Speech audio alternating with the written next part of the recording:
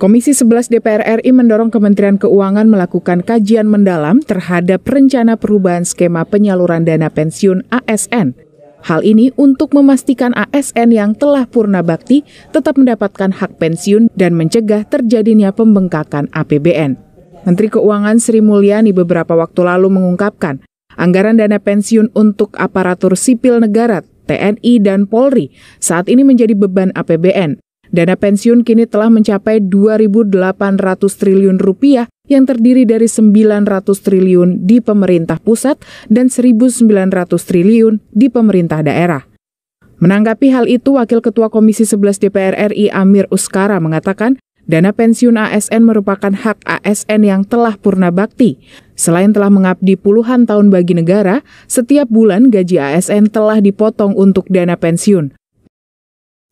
Ya, saya kira tidak boleh kita mengatakan bahwa itu beban negara, kan itu kan hak dari ASN yang memang sudah purna. Tapi proses, mekanisme dan cara untuk memberikan kompensasi dalam bentuk lain kepada para ASN yang purna, saya kira juga tentu akan dikaji lebih dalam lagi, karena supaya dana pensiun itu bisa diberikan lebih awal sehingga dia masih bisa memanfaatkan untuk kegiatan-kegiatan usaha dibanding tiap bulan dikasih dengan nilai yang sangat minimal. Amir mendorong Kementerian Keuangan melakukan kajian mendalam dengan melibatkan seluruh stakeholder sehingga bisa tepat guna dan tidak menjadi beban bagi APBN. Hilman Hidayat dan Rifki TVR Parlemen melaporkan. Perbendaharaan serta risiko serta dukungan manajemen. Ini yang tadi saya sampaikan, dengan menggunakan 5 program kita menjadi lebih cair, lebih fleksibel, namun tetap fokus kepada inti dari fungsi Kemenkyu itu, yaitu mengelola 5 hal itu.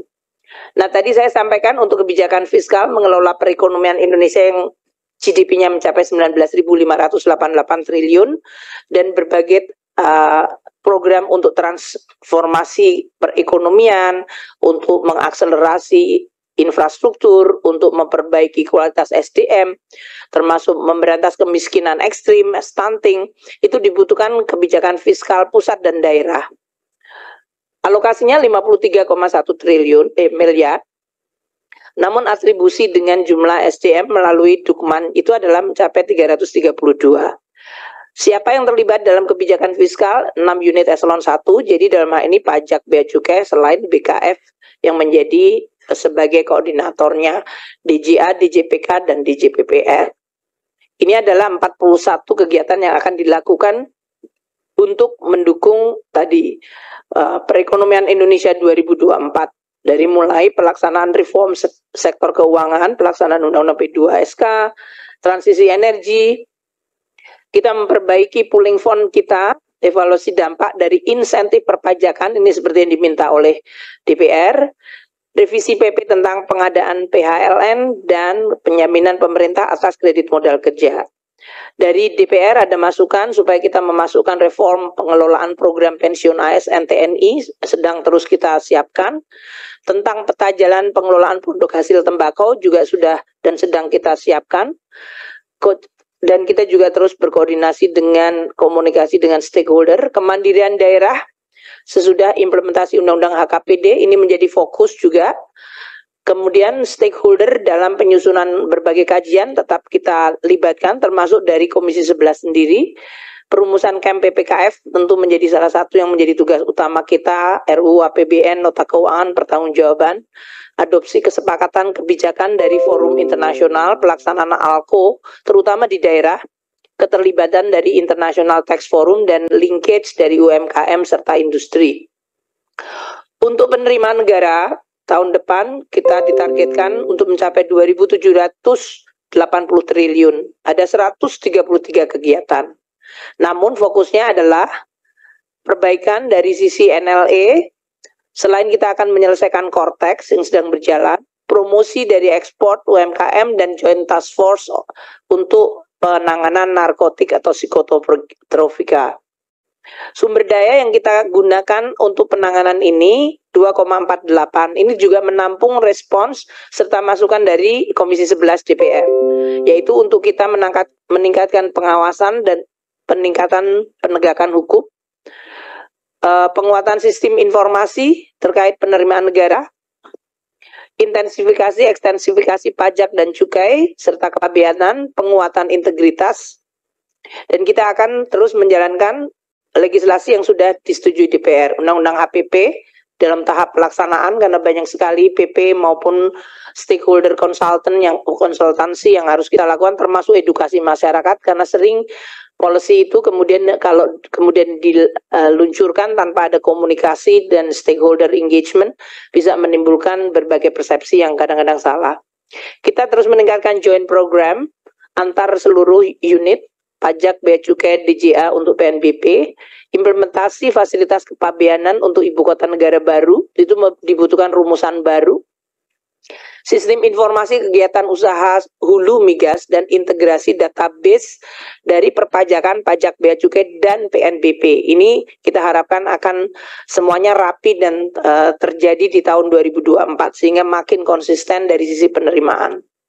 Pagu 2,48 itu adalah pagu yang directly dengan hubungannya 133 kegiatan, namun atribusi dari seluruh jajaran pajak, bea cukai, DJA, LNSW itu didukung oleh Dukman sebesar 21,1 triliun.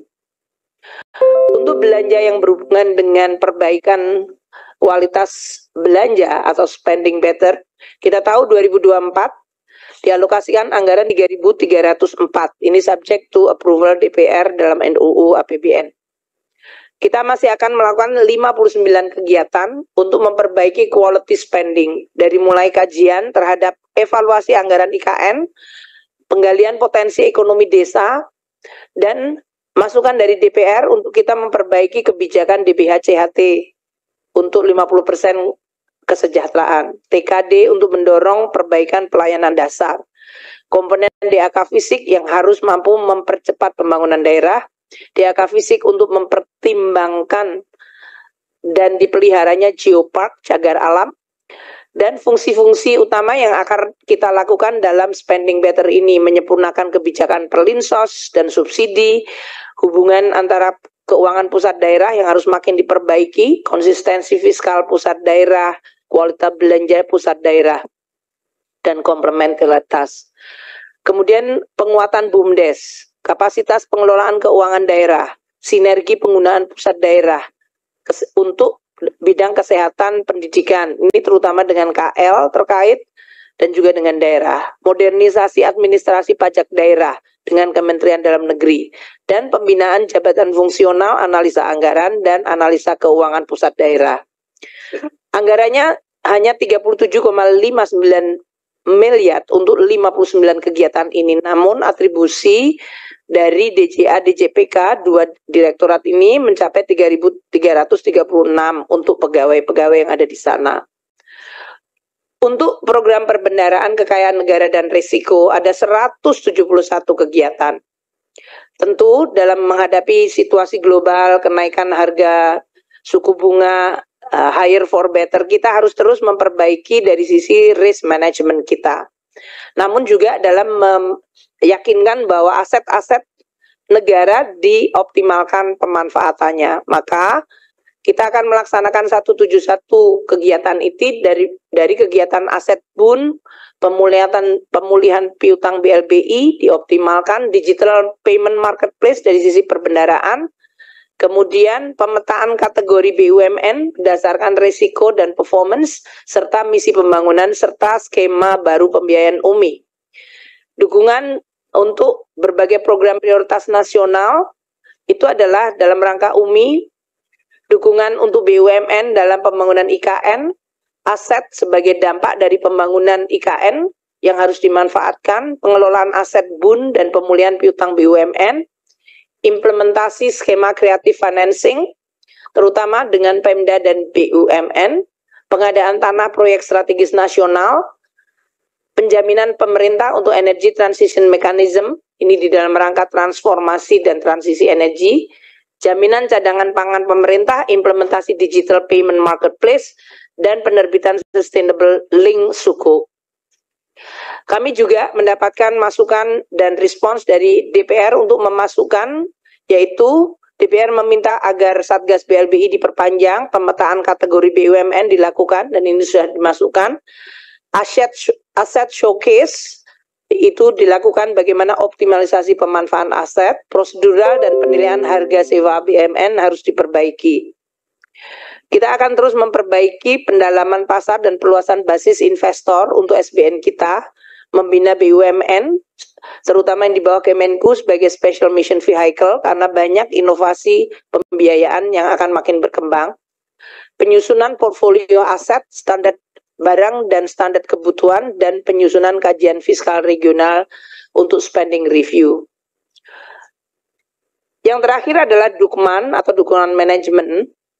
Ini kami mengelola di bawah Kemenku ada 1.080 satker, 78.882 orang pegawai yang memang sudah menurun, namun tetap ini perlu untuk ditingkatkan kualitas dan fitnya dengan tantangan yang ada. 553 kegiatan ini yang mendukung prioritas nasional seperti pembiayaan UMI, dana bergulir untuk lingkungan hidup, pendanaan dana abadi, beasiswa dokter spesialis. Ini yang semuanya program nasional yang Kemenku dititipi atau diminta untuk mendukung secara penuh dan aktif. Johana yang telah berkenan memimpin doa pada pagi hari ini. Berikutnya, Bapak Ibu hadirin yang kami hormati, kita akan simak bersama keynote speaker strategi ASN Pensiun Sejahtera yang akan disampaikan oleh yang terhormat Ketua Umum Dewan Pengurus Korpri Nasional, Profesor Dr. Zudan Arif Fakrullah SHMH yang juga saat ini menjabat sebagai Kepala BKN. Dan tentu saja ini adalah momentum yang tepat karena hari ini adalah tanggal 11 Maret tahun 2025. Sebagai junior di Ikatan Alumni UNS, Prof, mohon izin selamat Bisnatalis ke-49 Universitas 11 Maret Surakarta, Prof. Semoga birokrasi di bawah kepemimpinan Prof. Zudan semakin mewujudkan reformasi birokrasi, meritokrasi, dan peningkatan kualitas layanan publik untuk optimisme Indonesia yang semakin baik. Kami silakan Prof. Zudan. Bismillahirrahmanirrahim. Assalamualaikum warahmatullahi wabarakatuh. Selamat pagi, selamat siang untuk Indonesia yang berada di wilayah timur, agak siang untuk yang di Indonesia Tengah, dan selamat pagi, siang, malam untuk rekan-rekan Korpri yang ada di luar negeri. Uri, terima kasih. Duta Korpri dari Kemenpora, dan juga terima kasih Pak Ariandi, Direktur Operasional Taspen, Pak Aidu, Direktur yang menangani pensiun di Badan Kepegawaian Negara, rekan-rekan semua seluruh Indonesia.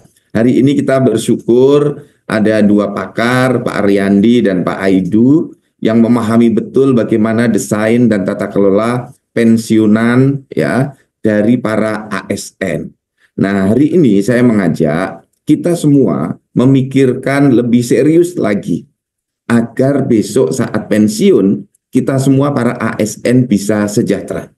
Sebab kalau menggunakan kriteria yang sekarang, skema yang sekarang, kita itu kalau pensiun nanti menerima ya maksimal ini sepengetahuan saya, seingat saya 75% dari gaji pokok. Nanti Pak Idu dan Pak Riandi akan menjelaskan lebih detail lagi. Nah, kalau gaji pokok kita 4 juta, maka kita akan menerima kurang lebih 3 juta. Nah, sekarang kita itu bisa menerima 15 juta karena ada tunjangan jabatan, ada tunjangan anak, tunjangan istri, ada tunjangan kinerja. Jadi yang kita terima sekarang banyak, tapi gaji pokok kita sedikit. Sedangkan pensiun kita dihitung berdasarkan gaji pokok dan tunjangan yang melekat. Nah, oleh karena itu dari Korpri ya tidak bosan-bosannya concern betul dengan upaya peningkatan kesejahteraan ASN dan pensiunannya. Sudah berkali-kali ini kita bahas untuk nanti terus kita bisa memberikan masukan kepada pemerintah, apakah undang-undangnya diperbaiki, PP-nya diperbaiki, iurnya diperbesar. Karena sekarang pensiunan yang kita terima ini adalah berasal dari uang yang kita iur, ya, uang yang kita bayarkan setiap bulan, dan uang kita itu kita titipkan di Taspen, di tempat Pak Ariandi. Setiap bulan para ASN itu membayar iurannya untuk nanti pensiunan kita. Nah, Taspen mengelola. Jadi uang yang dikelola di Taspen itu uang kita.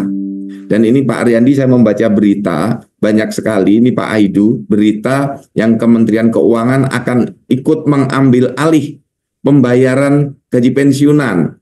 Nah, ini mestinya Kementerian Keuangan tidak usah ikut di dalam proses bisnisnya Taspen. Kementerian Keuangan tetap saja fokus di kebijakannya.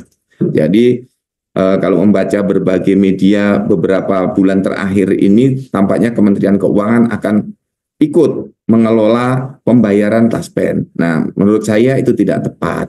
Dan kalau para ASN ditanya, pasti dengan para pensiunan lebih setuju dikelola oleh taspen seperti sekarang ini yang sudah sangat terbiasa, sudah terlatih melakukan verifikasi, validasi, siapa yang pensiun, siapa anaknya, istrinya, jandanya atau dudanya, karena ini teknis sekali. Nah, ini perlu kita memiliki kesamaan pandangan bahwa uang yang ada di Taspen adalah uangnya para ASN yang kita titipkan kepada PT Taspen, sehingga tata kelolanya seluruhnya sesuai ketentuan peraturan perundang-undangan dilakukan oleh PT Taspen. Saya sudah mengkaji peraturan perundang-undangnya, membaca, ya, menyimak dan melakukan analisisnya.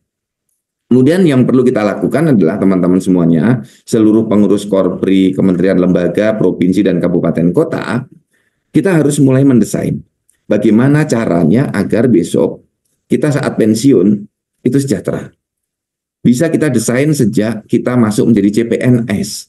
Bagaimana kita mengelola penghasilan kita, sebagian kita investasikan untuk saat kita pensiun. Jadi kita investasinya panjang. Kalau masuk umur 30, nanti pensiun umur 60, kita bisa investasi 30 tahun rutin, kita potong gaji untuk persiapan pensiun di luar yang sudah dipotong oleh pemerintah. Nah, kita bisa melakukan itu. Yang masih 15 tahun melakukan upaya top up melalui PT Taspen. Nah, kita cari cara-cara terbaik.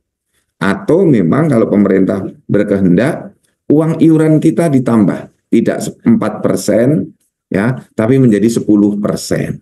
Itu nanti juga pensiunan kita akan bertambah lagi. Nah, langkah-langkah ini yang perlu kita lakukan, maka saya mengundang Pak Aidu dan Pak Ariandi yang sudah makan asam garamnya persoalan pensiun. Jadi tolong nanti Pak Ariandi diberikan trik dan tipsnya, juga Pak Aidu. Seperti saya sudah melakukan upaya-upaya untuk bisa meningkatkan kesejahteraan saat saya pensiun nanti, kerjasama dengan di Taspen Live. Demikian pengantar saya. Puri, terima kasih. Selamat Dies Natalis untuk UNS yang ke-49, titip mumpung pas ketemu rekan-rekan semuanya yang hadir di sini. Sukses selalu.